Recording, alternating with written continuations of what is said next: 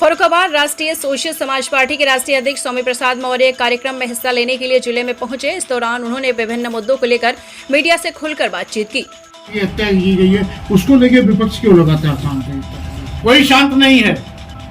आज विपक्ष सहित पूरा देश उस घटना की निंदा किया और अब तो वो भी प्रकरण सीबीआई के हाथ में है। सीबीआई केंद्र की है। हम कह रहे हैं अपराधियों की तत्काल गिरफ्तारी हो, कड़ी से कड़ी सजा होनी चाहिए और साथ ही साथ अगर वहां की मुख्यमंत्री ममता जी ने लापरवाही की तो सीबीआई क्यों लापरवाही कर रही है? सीबीआई को तत्काल ऐसे अपराधियों को गिरफ्तार करके कड़ी से कड़ी सजा दिलाने की पहल करनी चाहिए। उत्तर प्रदेश सरकार महिला सुरक्षा की बात करती है। लगातार उत्तर प्रदेश में महिला अपराध बढ़े हैं, एक बाढ़ सी आई है, क्या स्वाभाविक रूप से ये बहुत चिंतनीय विषय है। हमारी संस्कृति रही है यत्र नार्यस्तु पूजन्ते रमन्ते तत्र देवता। स्त्रियों का सम्मान सदैव हमारी संस्कृति में रहा और इसी संस्कृति के तहत हम स्त्रियों को देवी के रूप में पूजते भी हैं। फिर भी आज आए गए दिन रोज इन देवियों के साथ दुराचार, बलात्कार आदि की घटनाएं जो घट रही हैं, स्वाभाविक रूप से ये न केवल सभ्य समाज पर कलंक है बल्कि हमारी संस्कृति पर भी बदनुमा दाग लग रहा है। ऐसी घटनाओं को रोकने के लिए कठोरतम दंड का प्रावधान होना चाहिए। अभी आप भाजपा सरकार पर जमकर निशाना साधा, बेरोजगारी के मुद्दे पर सरकार को घेरने की कोशिश की। इसके अलावा आगामी विधानसभा चुनाव को लेकर भी अपनी रणनीति साफ की। मैं उत्तर प्रदेश सरकार से इस बात की मांग करता हूं कि चूंकि घटना हत्या की है, हत्या कर लाश को पेड़ पे टांगी गई है, इसलिए प्रत्येक पीड़ित परिवार को 20-20 लाख रुपए की आर्थिक सहायता दिए जाने की मैं मांग भी करता हूं। इसी के साथ ही साथ इस घटना का पूरा चरित्र 2014 में बदायूं के कटरा सादतगंज में घटी हुई घटना से बिल्कुल तालमेल खाती है। जिस प्रकार से बदायूं में कटरा सादतगंज की घटना में एक आम के पेड़ पर 2 लड़कियों की लाश मिली थी, जिसका बाद में खुलासा भी हुआ था कि सामूहिक बलात्कार करके हत्या कर लाशों को पेड़ पर टांगा गया था। उसी प्रकार से ये भी लाशें टांगी गई हैं। ये आत्महत्या नहीं है, हत्या है, क्योंकि शाम को गांव में आयोजित कृष्ण जन्माष्टमी का जन्मोत्सव कार्यक्रम में दोनों लड़कियां गई थी। पूरे गांव के लोग वापस आ गए, वहीं से 2 लड़कियां गायब हुई, सुबह तक नहीं आई। खोजबीन में पता लगा कि आम के पेड़ पर 2 लड़कियों की लाश पाई गई। आत्महत्या करना होता तो एक लड़की के घर में तो कोई रहता ही नहीं, उसका पिता रहता है, वो शाम सुबह अपने कामकाज से जाकर बाहर रहता है, उसका पूरा घर खाली रहता है। आत्महत्या करना होता अपने घर में कर लेती। दूसरी चीज, एक ही दुपट्टे में 2 लड़कियां आपस में आत्महत्या कर ही नहीं सकती। और इसमें भी जो लड़की बड़ी थी, जिसका वजन ज्यादा था, उसकी लाश ऊपर थी एक ही दुपट्टे में। छोटी लड़की, हल्की लड़की की लाश नीचे थी। जब अगर स्वयं की होती तो बड़ी लड़की की लाश नीचे होती, छोटी लड़की की लाश ऊपर होती, लेकिन यहां ठीक उल्टा है। इसका मतलब है ये हत्या करके लाश को पेड़ पे टांगने की घटना है। इसलिए मैं भी सरकार से अपेक्षा करता हूं कि इस घटना की निष्पक्ष जांच कराए, और यदि सरकार इस पर पर्दा डालने की कोशिश करेगी तो स्वाभाविक रूप से ये एक बड़ा आंदोलन का रूप ले सकता है। भाजपा छोड़ने के सवाल पर स्वामी प्रसाद मौर्य ने कहा कि 69,000 शिक्षकों की भर्ती पर, पिछड़ी जाति के साथ भेदभाव पर और सवर्ण को 18,000 पद देने पर मैंने भाजपा छोड़ दी थी। जिस तरीके से जातिगत जनगणना की पूरा विपक्ष बात करता है, लेकिन राहुल गांधी की जात पूछी जाने पर पूरा विपक्ष भड़कता है। तो जातिगत जनगणना की बात है, जात बताने में धर्म किस बात की? पहली बात तो ये कि राहुल जी किस जात के सब जानते हैं। वो रंगरी बुधई परिवार के नहीं, राजीव गांधी परिवार के। तो इसलिए जात पूछना ये केवल पार्लियामेंट में राहुल का मजाक बनाने की लोगों की सोच थी। जिसकी जात पहले से लिखी पड़ी है उसकी जात पूछने का औचित्य क्या? एक चीज।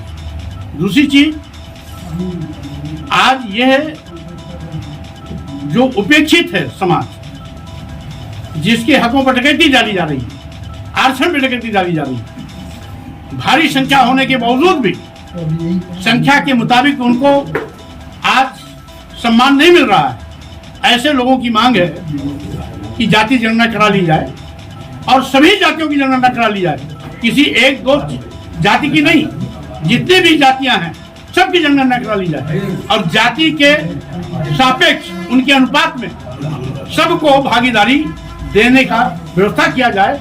इसलिए जाति जनगणना महत्वपूर्ण है। जाति जनगणना किसी एक को उपचित करने के लिए नहीं, बल्कि सभी समाज की सहभागिता सुनिश्चित करने के लिए। जैसा कि आपने कहा कि उनकी जात उल्लेखित है, महात्मा गांधी का जो शब्द है, गांधी शब्द उन्हें महात्मा गांधी जी ने दिया था, आपको भी जानकारी होगी और ये इतिहास में भी है। लेकिन उनकी ओरिजिनल जात खुल के नहीं आ रही कि वो ठाकुर है, ब्राह्मण है, बनिया है, क्रिश्चियन है, मुसलमान है, क्या है? अगर आप देखेंगे तो आधार कार्ड में और सारे डिटेल जो मतदाता सूची में सब कहीं न कहीं इंगित रहता है। आप अगर चाहेंगे तो मिल जाएगा। तो फिर जाति जनगणना जरूरत है क्या? जात जनगणना भागीदारी के लिए आवश्यक है। अच्छा, जात जनगणना सबकी सहभागिता हो, सबकी भागीदारी हो, इसलिए आवश्यक है। Thank you. अब हाईकोर्ट ने नए सिरे से शिक्षकों की 69,000 की सूची बनाने के आदेश दिए हैं।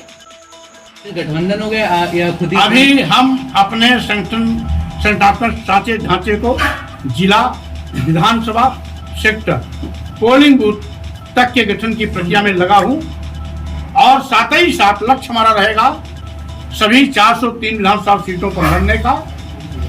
और तत्कालीन राजनीतिक परिदृश्य क्या कहता है, मैं उस प्रवेश में कोई नया निर्णय ले सकता हूं।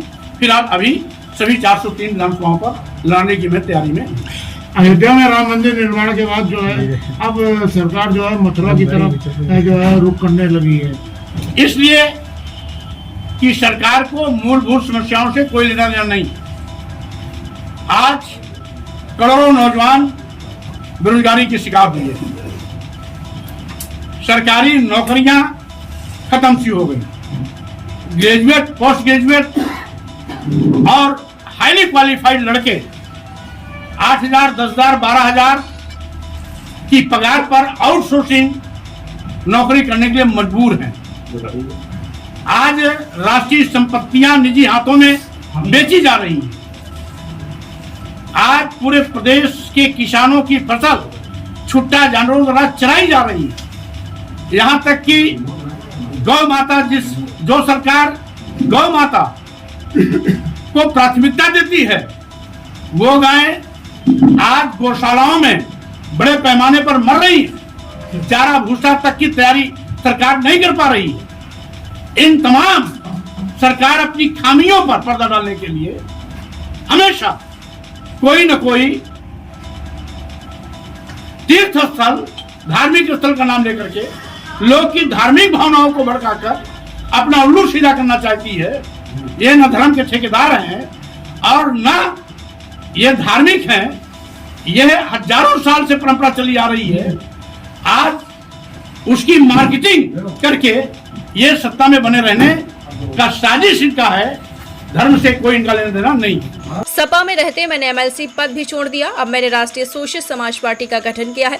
अब कहीं आने जाने की आवश्यकता नहीं है। अब इसी पार्टी से अगला विधानसभा चुनाव लड़ेंगे और पूरे प्रदेश में 403 सीटों पर चुनाव लड़ाएंगे। तो हो गई, हत्या की गई, क्या आप वहाँ गए? ये घटना तो हमको यहाँ आने पर जानकारी मिली है। जी, अभी वो पीड़ित परिवार आ रहा है, आ गए हैं, उनसे मेरी मुलाकात होगी, बात होगी। इसकी पहले जानकारी नहीं थी, अन्यथा मैं वहां पहले हो लिया होता। इसके साथ ही अयोध्या में जो कांड हुआ है, हाथरस में हुआ है, कन्नौज में हुआ, क्या वहाँ पीड़ित परिवार से आप मिले? स्वाभाविक रूप से मैं और मेरी पार्टी का प्रतिनिधिमंडल फतेहपुर जा चुका है, हमीरपुर जा चुका है और साथ ही साथ राबड़ी जा चुका है। आज फतेहपुर आपके फर्रुखाबाद आया है और इस प्रकार की जहां भी घटनाएं घट रही हैं, हर जगह हम लगातार पहुंचने का प्रयास कर रहे हैं। उन्नाव की जब घटना घटी थी, उन्नाव में 3 घटनाएं 6 महीने के अंतराल पर 3 बड़ी घटनाएं घटी थी, जिसमें 2 में सामूहिक बलात्कार कर, हत्या कर लाश को जला दिया गया था और 1 में तो पुलिस ने स्वयं लाश को अपनी देख में जलवाया था। ऐसी विभत्स घटनाएं आज उत्तर प्रदेश में हो रही हैं, तो स्वाभाविक रूप से कानून राज की दुहाई देने वाली सरकार को इस पर विचार करना चाहिए कि उत्तर प्रदेश में गुंडा राज चल रहा है या कानून का राज चल रहा है।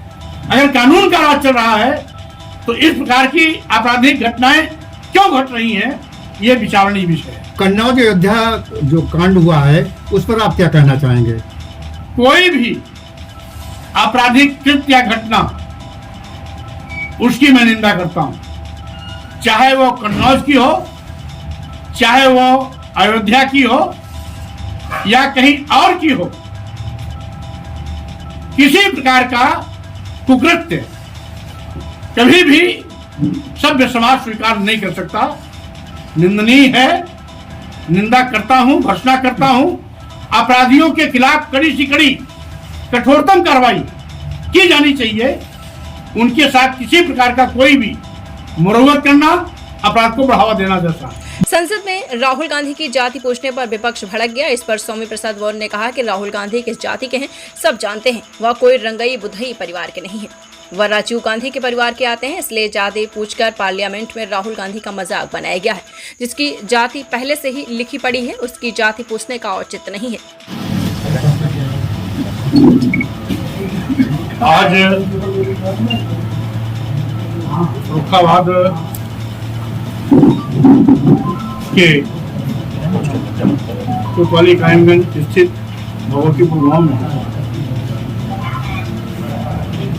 आम के पेड़ पर लड़की 2 दलित लड़कियों के लाश से संबंधित घटनास्थल का निरीक्षण किया। दोनों बेटियों के परिवारजनों से मुलाकात भी किया, पीड़ित परिवार की मुंजवानी सुनी, जिसमें आज उनके अंदर का दर्द बाहर छलक के आया। पीड़ित बेटियों के पिता क्रमशः रामवीर और पप्पू जाटो ने अवगत कराया कि जो हमने पहली तहरीर कोतवाली में दी थी, मारकर लाश को पेड़ पे लटकाने की, उस पर स्थानीय पुलिस ने एफआईआर नहीं लिखी।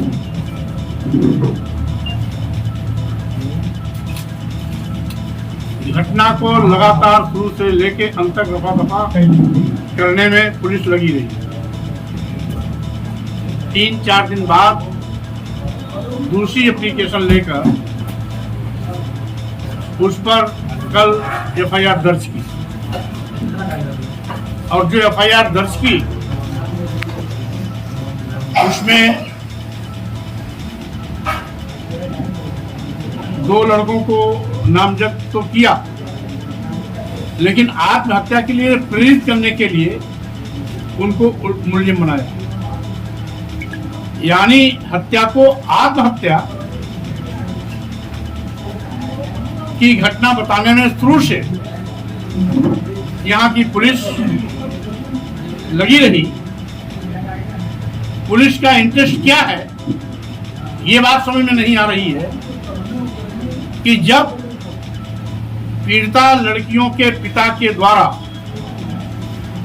मारकर लाश लटकाए जाने की बात पहली एप्लीकेशन में दी गई तो उसी आधार पर एफआईआर दर्ज होना चाहिए था। ऐसा न करके पुलिस मन चाहे तरीके से हत्या को आत्महत्या की घटना में तब्दील करने पर लगी हुई है, जिसकी मैं घोर निंदा करता हूं। और अपराधियों को बचाने का ये पुलिस का एक सोची समझी साजिश के तहत उसका चक्रव्यूह है, ऐसा नहीं होना चाहिए। दूसरी चीज, आज पीड़ित परिवारों ने मांग की कि यद्यपि शुरू से लेकर आज तक स्थानीय पुलिस मुझको न्याय दिलाने की आश्वासन तो दे रही है, लेकिन न्याय मिलता नजर नहीं आ रहा है। इसलिए उन्होंने अपनी इच्छा जाहिर की कि हमें न्याय मिलना चाहिए।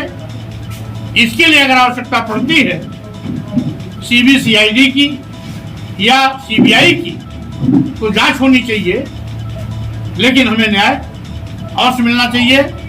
और जो भी हत्या के अपराधी हैं उनके खिलाफ कड़ी से कड़ी कार्रवाई होनी चाहिए। आज जो समाज अपेक्षित है, जिनके हकों और आरक्षण पर डकैती डाली जा रही है, भारी संख्या होने के बावजूद संख्या के मुताबिक सम्मान नहीं मिल पा रहा है। ऐसे लोगों की मांग है कि जातिगत जनगणना कर ली जाए, सबको भागीदारी की व्यवस्था कराई जाए। जातिगत जनगणना किसी एक के लिए नहीं बल्कि सभी समाज की सहभागिता सुनिश्चित करने के लिए जरूरी है।